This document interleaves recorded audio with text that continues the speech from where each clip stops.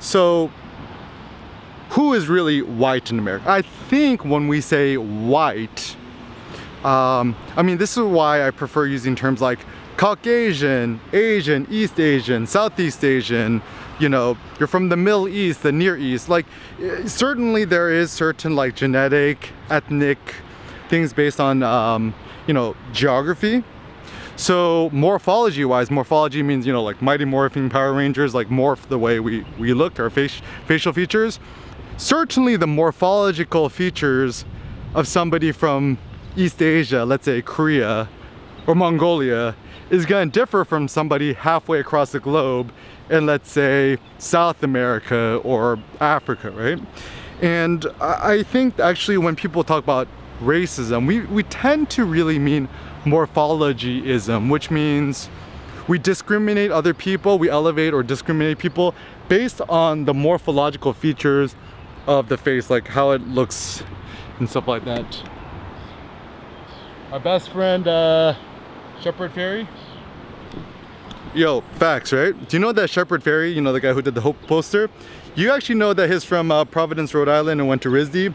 So shout out to RISD, but and to Senor Fairey. Okay, so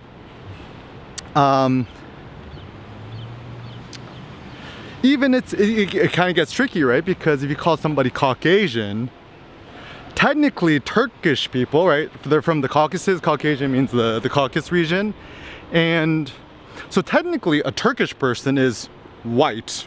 I mean, if you went to Whole Foods, you know, you see a Turkish guy, they just look like quote unquote white people, right?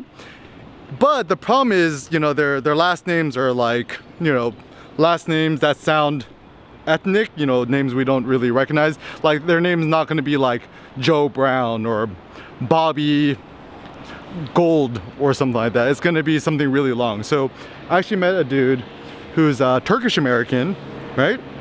Straight up looks like a white dude, you know, Caucasian dude, lighter skin, whatever. But his name is like something that sounds like Middle Eastern, right? Something Arabic or something. And so when he sends emails, people are just like kind of a little bit sus of him, right? Because Americans are kind of very suspicious and kind of like racist towards people in the Middle East or Islam, whatever. But he meets them in person, he just looks like a white dude. So the perception things are kind of funny. Now, you know, essentially my understanding of race in America is that once your family has lived here for at least like 3 generations and you've kind of become a quote unquote mutt, then you are officially quote unquote white. So for example, you know, I've talked to some kids and I'm like, oh, you know, what's your ethnicity, your heritage? He was like, I'm white. And I'm like, no, you're not white. Like, where are you from? Right? He's like, oh, you know, I'm part German, Polish, you know, Turkish, Scandinavian, whatever. And I think at least this is where I'm kind of a big fan of like these genetics testings, like the 21andMe and, you know, stuff like that. Because if everybody studies genetics, I mean the sword cuts both ways, is that people are gonna one day use it for like eugenics and whatever superiority is like, oh, you know, I'm 90% Northern European, therefore I'm superior to you or whatever. But essentially they'll find that everyone's a little bit mixed. And then you study Lucy, the cradle of humanity is Africa anyways. So so what I mean to say is no one is purely pure. We're all somehow mixed in one way or another. And then the question is just like, how far does it go back? And so this is where notions of racism and race is kind of a little bit, I think it's kind of the red herring. It's the thing that kind of distracts us.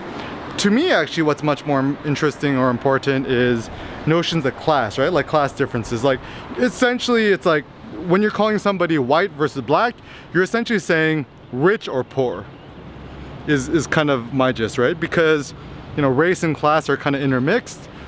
We tend to think we tend to think white people are rich and in power, black people are poor and impoverished. But it's tricky because not quite true, right? Like, let's say, you know, one of my friends' name is Obi, right? His family's from Nigeria, so he's Nigerian American. you know, you look at him, you might think he's like a black guy, right?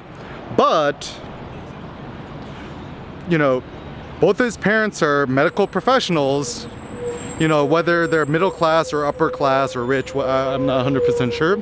But they came to America as willingful immigrants versus other people, let's say if they're from Louisiana or the South, their descendants might have been slave owners, or they might have, their descendants might have came over in a slave ship, which is problematic because, you know, morphology wise, in terms of the way you look, you all might like kind of look more similar in terms of morphological features, but your culture, your background, your heritage, your own family's narrative is totally different. Another classic example, right? You know, so I'm Korean American, parents both from South Korea, and came to America for greater economic opportunities, right? And both my family, they're pretty rich in Korea, pretty well off. You know, my mother's side, bunch of professors, doctors, stuff like that. My dad's side, my grandfather was like an entrepreneur, you know, part in politics, government, stuff like that. And so, like me growing up, I always had a lot of pride because I knew that I came from, you know, this high class, at least in Korea, right? And even though growing up in America we're poor and we couldn't pay the rent and my mom did bankruptcy twice, it kind of wasn't that big of a deal because I knew that at least my heritage was quite high. So I never had low self-esteem in terms of that growing up. But imagine, let's say, you know, you're fleeing a war and, you know, a lot of Vietnamese people, the boat peoples, came to America as refugees fleeing a war, right? So certainly, if you come to America as a refugee, you don't really got a choice, right? It's just like reality thrusts you in that direction. Versus if you're a willingful immigrant to America and you come here via green card or work study or I don't know, whatever have you.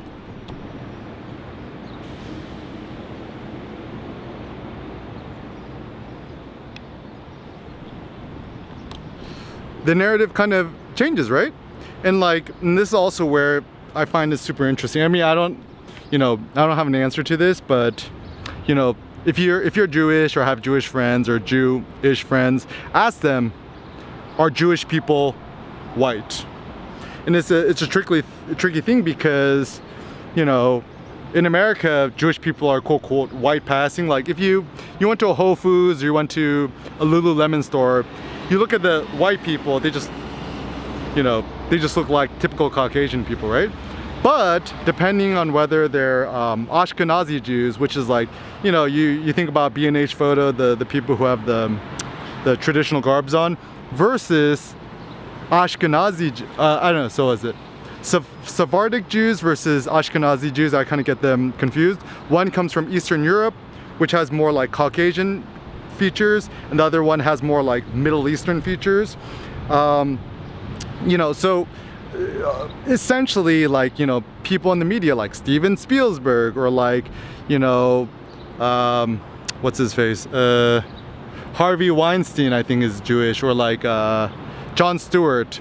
I think Jon Stewart changed his name to sound more American, because I think his last name sounds more Jewish. It's funny because I'm not even sure what a quote-unquote Jewish name is, but so it's kind of tricky because, you know, certainly, you know, Jewish people fled Germany and other places because of anti-Semitism. They've essentially had anti-Semitism forever. Even if you study, what's his face? The Roman Tacitus. If you read his histories, just Google Tacitus anti-Semitism towards Jewish people. He even says all these bad things about Jewish people. It's like, oh, it's a race that's like barbaric, a race born for slavery. So it's quite problematic. So Jewish people have been prosecuted forever, and they come to America and they're just trying to, you know, do the best they can. So they kind of have to hide the fact that they're Jewish. But now you look at them, typical Caucasian people, and a lot of them, you know, have have high education, are doctors, lawyers. A lot of Hollywood is controlled by, you know, people of Jewish descent. So now they've become people in positions of power and they got money. So a lot of people continue to propagate anti-Semitism, and people who are anti-Jewish tend to be lower class white people.